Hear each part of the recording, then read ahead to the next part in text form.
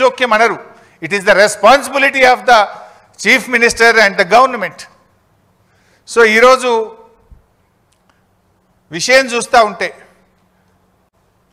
ఈ రిపోర్ట్ను చూస్తూ ఉంటే మరి అదైతే పూర్తిగా ట్రాష్ లాగా ఉంది, బేస్లెస్ లాగా ఉంది. చరిత్రలో ఇట్లాంటి కమిషన్లు, రాజకీయ వేధింపుల కోసం చాలా కమిషన్లు రిపోర్ట్లు ఇచ్చినాయి. అవేవి న్యాయస్థానాల్లో నిలబడలేదు. ఇందిరాగాంధీ గారి మీద కూడా అప్పటి జనతా ప్రభుత్వం షా కమిషన్ వేసింది. చంద్రబాబు నాయుడు గారి మీద కూడా కమిషన్లు వేశారు. అనేక కమిషన్లు దేశంలో వచ్చినాయి. ఏ కమిషన్లు కూడా న్యాయస్థానాల ముందు నిలబడలేదు. ఎందుకంటే రాజకీయ దురుద్దేశపూరితంగా ఇచ్చినటువంటి రిపోర్ట్లు న్యాయస్థానంలో నిలబడవు, ప్రజాక్షేత్రంలో నిలబడవు. ఎప్పటికైనా ధర్మమే గెలుస్తుంది, సత్యమే నిలబడుతుంది. అంతే తప్ప ఈ రాజకీయ దురుద్దేశంతో ఇచ్చేటువంటి రిపోర్ట్లు ఎప్పుడు కూడా నిలబడవు. ముఖ్యంగా రేవంత్ రెడ్డి గారి ప్రభుత్వం మనకు తెలుసు, మీకు తెలియదేముంది.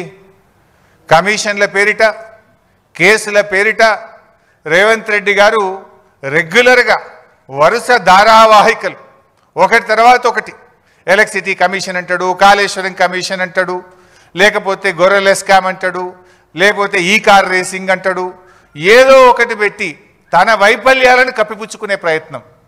ఆయన ఫెయిల్యూర్స్ మీద చర్చ జరగకుండా, ప్రజలు తిరగబడకుండా లేని కుట్రలను వరుసగా ఒక సీరియల్ లాగా నడుపుతూ ఉన్నాడు. ఆ టీవీలలో కొన్ని సీరియళ్ళు వస్తుంటాయి, జనరల్గా బాగా టాప్ సీరియల్స్ నడుస్తుంటాయి. కార్తీక దీపం అనే సీరియల్ వస్తూ ఉంటుంది. కార్తీక దీపం సీరియల్ రాగానే గుడి గంటలు అనే సీరియల్ వస్తుంది. గుడి గంటలు అయిపోగానే బ్రహ్మముడి అనే సీరియల్ వస్తుంటుంది. అట్లా రేవంత్ రెడ్డి కూడా ఒకటెనుకోటో సీరియల్ లెక్క నడుపుతున్నాడు. సీరియల్ కాదు కదా, నిజాలు చెప్పు నువ్వు.